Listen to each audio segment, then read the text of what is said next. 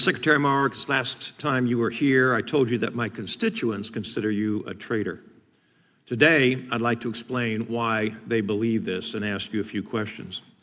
I'd like to introduce first my constituent, Stephanie Granados. She lives in Loveland, Colorado, with her mother, Monica, and younger brother, Axel. She is 24 years old, bilingual in English and Spanish, a Christian woman who works as a restaurant server and is a loyal friend to those around her. Unfortunately, Mr. Secretary, that's only what I wish I could tell you about Stephanie. Stephanie's dead. A year ago, this young woman was poisoned. She never made it to age 24. Her mother's only glimpse of her now is in old photographs, and her brother misses his older sister. Stories like that are normal conversations in Colorado. Stories like this begin with fentanyl. But where does fentanyl begin? Many times it starts among chemical manufacturing firms in China. Companies like the recently indicted Hebei Sinaloa trading company from the Hebei province in China. It manufactures and advertises the drug's ingredients to buyers in Mexico. Using common mail and import fraud tools like forged custom documents and falsely labeled packages, firms ship the product upon purchase to drug dens in cities like Guadalajara.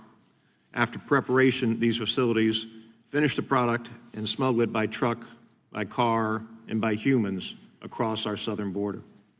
Chopped into counterfeit pills that are pressed to look exactly like legitimate pharmaceuticals or mixed with cocaine or other substances, Americans buy those drugs. And it's like a walking minefield. These illegal drugs are then used to kill American citizens.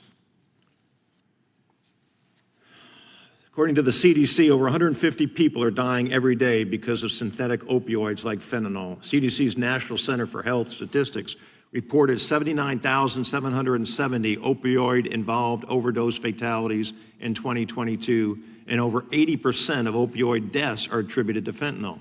In my home state of Colorado, fentanyl deaths remain near record levels. According to the Denver Post, more Coloradans have died of ingesting the drug in 2022 than overdosed on all drugs in 2016.